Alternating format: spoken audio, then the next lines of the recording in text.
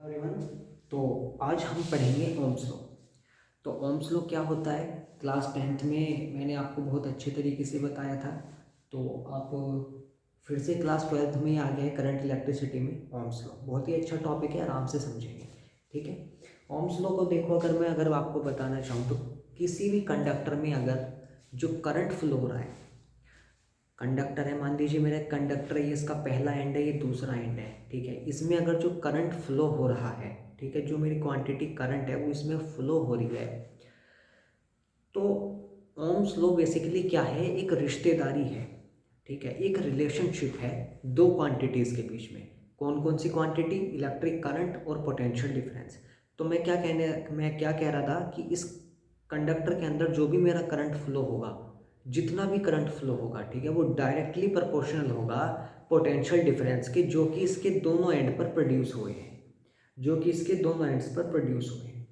तो मैं कह सकता हूँ कि the electric current flowing through a conductor is directly और will be direct the electric current flowing through a conductor will be directly proportional to the potential difference developed at the terminals of that conductor. ठीक है, तो उसके conductor पे जो भी potential difference develop हुआ है वो डायरेक्टली प्रोपोर्शनल होगा इलेक्ट्रिक करंट। क्या कह सकते हैं कि जो इलेक्ट्रिक करंट है वो डायरेक्टली प्रोपोर्शनल होगा पोटेंशियल डिफरेंस पे। लेकिन एक शर्त है कि आपकी फिजिकल कंडीशन जैसे कि टेम्परेचर कांस्टेंट रहे।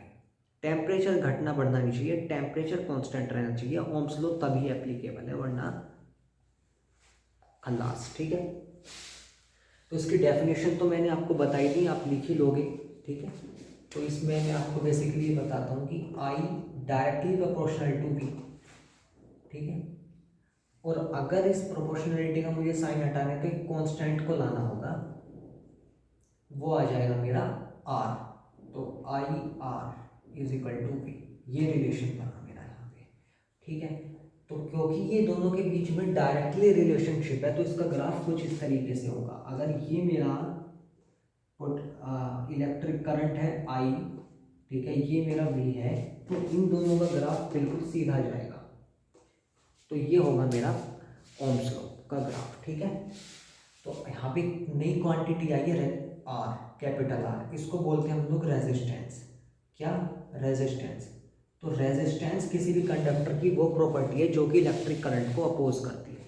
मान लीजिए मेरा एक कोई कंडक्टर है, ठीक है, इसमें ये इलेक्ट्रॉन चल रहा है, ठीक है, इलेक्ट्रॉन चल रहा है, तो जो इसके अंदर करंट बन रहा है ना, ये जो रेजिस्टेंस है ये उसको अपोज करता है। अगर करंट इस डायरेक्शन में चल रहा है तो रेजिस्टेंस इस डायरेक्शन में होगा। मतलब कुल मिलाकर के अगर करंट ऐसे चल रहा है तो रेजिस्टेंस ऐसे चलेगा, मतलब अपोजिशन करेगा। ठीक है, उसका विरोध करेगा इलेक्ट्रिक करंट का। तो ये हो गया मेरा रेजिस्टेंस। ठीक है, इसकी यूनिट लिख लेते हैं, इसकी यूनिट होती है ओम। ठीक है, इसकी यूनिट होती है ओम। तो अब आप हेडिंग लगाइए कि factors on which the resistance of a conductor depend, यानी कि वे फैक्टर्स जिन पर कंडक्टर का जो रेजिस्टेंस है वो डिपेंड करता है। तो किन किन बातों पे डिपेंड करता है? पहली चीज, नेचर ऑफ द मटेरियल,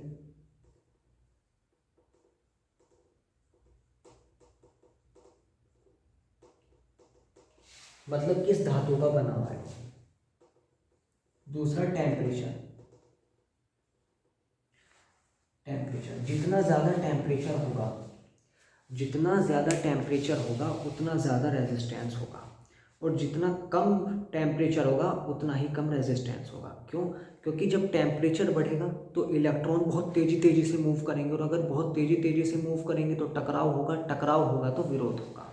ठीक है, तीसरा, लेंथ ऑफ द कंडक्टर। चौथा, cross sectional area of the conductor, cross sectional area of the conductor. इन चार चीज़ों पे जो किसी भी कंडक्टर का रेजिस्टेंस है वो डिपेंड करता है। अब यहाँ से एक रिलेशन बना लेता हूँ कि resistance directly proportional to length of the conductor. Equation number first, resistance of the conductor is inversely proportional to the area of the conductor. मतलब जितना ज़्यादा रेजिस्टेंस उतना कम एरिया, कम एरिया में ज़्यादा रेजिस्टेंस और ज़्यादा एरिया में कम रेजिस्टेंस। ठीक है, ये आप खुद से भी सोच लेना थोड़ा। ठीक है, आर डायरेक्टली प्रोपोर्शनल टू, यहाँ से क्या दोनों इक्वेशन से क्या निष्कर्ष निकला? L/A। प्रोपोर्शनलिटी का साइन हटाने के लिए कांस्टेंट को लाना होगा, जो कि होगा मेरा rho is equal to L upon A. ये मेरी रिलेशनशिप बन गई। रो क्या है? रेजिस्टिविटी। रो मेरी क्या है? रेजिस्टिविटी। ये कभी भी लेंथ और एरिया पे डिपेंड नहीं करेगी, ये हमेशा नेचर ऑफ द मटेरियल पे डिपेंड करेगी। और किस पे डिपेंड करेगी? टेम्परेचर पे। और किस पे डिपेंड रहेगी? टेम्परेचर पे। एक मिनट,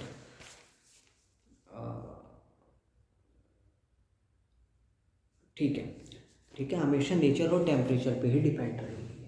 ठीक है, थोड़ा देख लेना पड़ता है कि सही बोल रहा हूँ या गलत बोल रहा हूँ। सब चीज़ें रटी रटाई हैं मेरी, लेकिन फिर भी जब मैं एक बार आपके सामने आता हूँ तो थोड़ा सा मुझे ये लगता है कि मैं जो है जो भी बता रहा हूँ उस पर मैं एकदम कॉन्फिडेंट रहूँ, और आपके पास जो नॉलेज पहुँचे वो एकदम सटीक पहुँचे। कहीं 1 या 2 नंबर से आपके मार्क्स में कोई कटौती ना हो, यही मेरी इच्छा रहती है बस। ठीक है, तो ये रेजिस्टिविटी हो गई। ठीक है, ये लेंथ पे एरिया पे डिपेंड बिल्कुल नहीं करेगी, केवल और केवल टेम्परेचर पे और नेचर ऑफ द मटेरियल पे डिपेंड करती है। ये मेरी रेजिस्टिविटी हो गई, केवल टेम्परेचर और नेचर ऑफ द मटेरियल पे ही डिपेंड करेगी, लेंथ पे और एरिया पे डिपेंड नहीं करेगी। तो ये थी मेरी रेजिस्टिविटी। इसकी यूनिट होती है ओम मीटर। इसकी यूनिट होती है ओम मीटर। तो rho is equal to R A upon L. Resistance की यूनिट ओम, एरिया की मीटर स्क्वायर और लेंथ की मीटर। तो मीटर से ये कट गया तो बचा ओम मीटर। तो इसकी यूनिट हो जाएगी रेजिस्टिविटी की ओम मीटर। तो इसके रिगार्डिंग जो भी आपके टॉपिक थे, जो भी आपका जो है ये लेक्चर था, वो होता है समाप्त। नेक्स्ट वीडियो में फिर मिलेंगे एक नई वीडियो के साथ। Thank you.